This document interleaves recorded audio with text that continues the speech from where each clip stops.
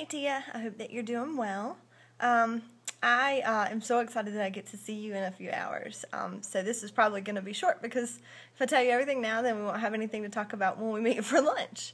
This week's actually been kind of sad for me. I've had a really heavy heart, and I think most of it is just because of the news this week. I try to stay away from news on a pretty everyday basis. I don't watch the news intentionally. I don't read I read headlines, which is interesting considering my career field, but I try not to find out details just because I tend to internalize it and I have a hard time letting it go. I don't read crime novels. I don't watch, CSI or any of those shows, anything that has violence or has anything like that, because it just it stays with me and it actually physically affects me. And I think that the Boston attacks this week and then the plant in West Texas and just all these things that have been headlining the news, I think have just affected me.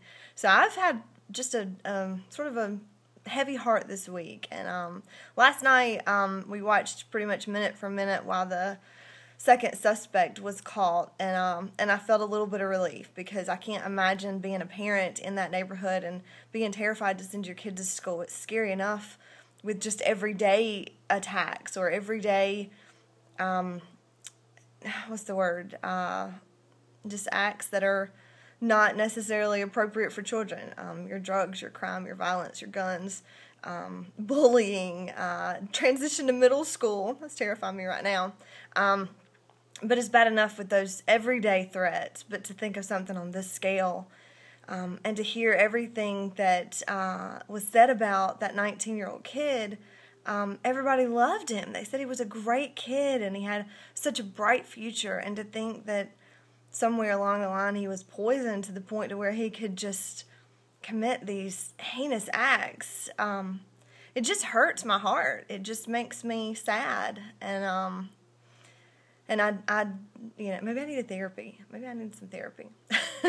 But it's hard for me to let those go. So I feel a sigh of relief after last night, because I feel like, Watertown and Boston can sleep a little bit easier this weekend knowing that those suspects are not out there anymore.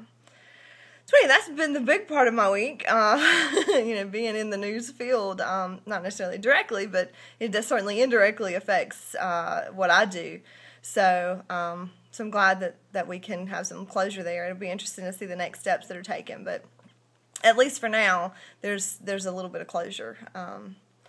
So outside of that, this week we did an orientation at Ethan's middle school to just sort of hear what's going to be taking place over the next few months as he transitions into 6th grade, which makes me feel really old. It makes me feel so sad because middle school kids aren't necessarily nice. And, Ethan's pretty popular and he's got some really good friends, but it just makes me nervous as to what's going to happen next. However, he is very, very excited about having a locker. I'm not sure that he's ever been this excited about anything else, so he's very excited about having a locker. We didn't get lockers, I think, until Dillon High, which would have been 10th grade, so I don't remember having a locker before then, but they get lockers in 6th grade now, he's very excited about that. Other than that, it's been a fairly, I won't say quiet, but it's just been there's not much to tell about this week. It's just been just one thing after another, but all things that just had to be done. So I'm looking forward to next week. Next week's going to be a good week. It's going to be hopefully a quieter week. It won't be as bad news-wise, and maybe we can have some laughs next week. Well, I am looking forward to seeing you in just a little bit, so I hope that you have a great morning, and I love you and miss you, and we'll see you soon. Bye.